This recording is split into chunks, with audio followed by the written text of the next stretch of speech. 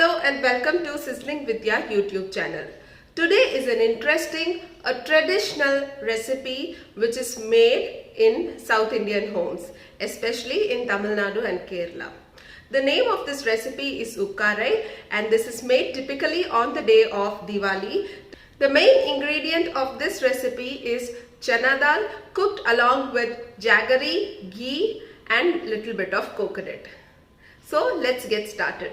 So now for the ingredients, I have taken 1 cup of Chana Dal, for which you will need 1 cup of jaggery powder or whole jaggery also you can take it. Less than half a cup of grated coconut, about 2 tablespoons of ghee and few cashew nuts. Now in a pan, I am going to dry roast this Chana Dal. You need to dry roast the Chana Dal until they turn golden brown. So the Chana Dal is roasted well now. I have put off the flame and this took me about 3 minutes. Now in a cooker, I am going to transfer the roasted Chana Dal. For 1 cup of Chana Dal, I am going to pour 2 cups of water.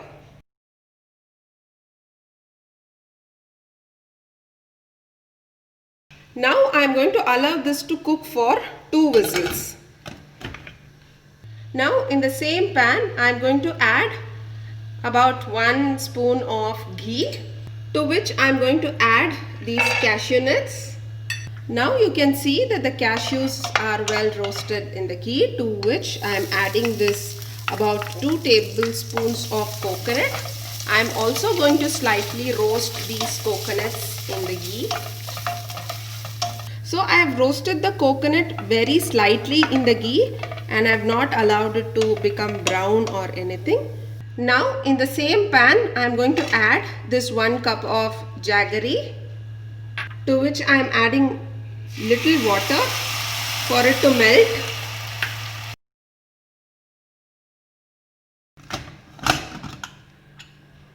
Now after 2 whistles I am going to strain this cooked Chana Dal.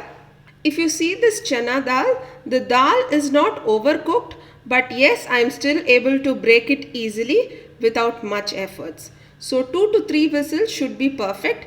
We don't want the dal to become overcooked and very soft. So now I have strained the Chana Dal in a colander.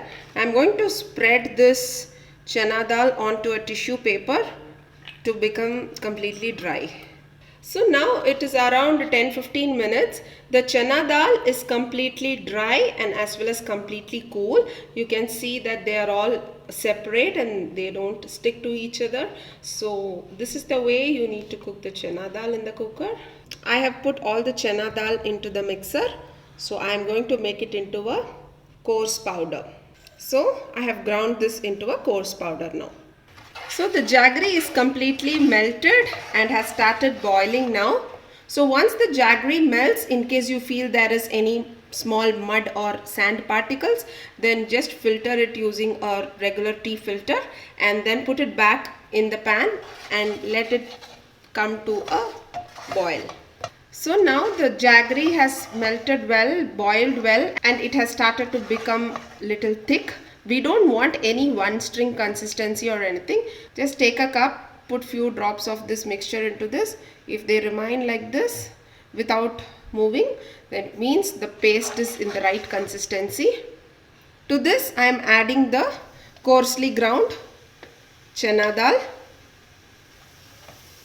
Now I have mixed the jaggery paste with the cooked Chana Dal, and now this needs to become more crumbly in texture. It is still thick. It needs to become little more powdery. So you can continue to cook this in a low flame, or at this stage you can also transfer this to a microwave bowl and put it in the microwave and make the cooking faster. Now I have transferred this to a microwave safe bowl. I am going to microwave this for about 3 to 4 minutes and that's all. We are done with that, post which we will be mixing this cashew and coconut roasted in the ghee. In case by mistake you have added more water for melting the jaggery, then this consistency may be little thick, but by microwaving it or continuing to cook it for a longer time, this texture will become crumbled like this.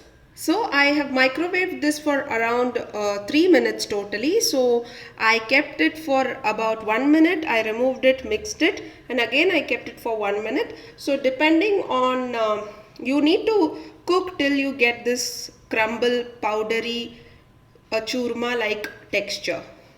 So now this is done, to which I am going to add this roasted coconut and cashew nut.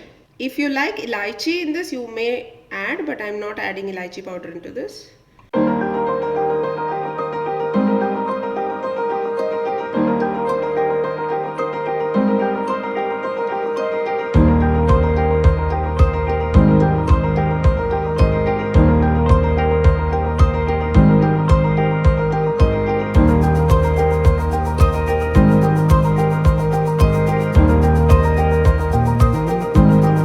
So that's all guys.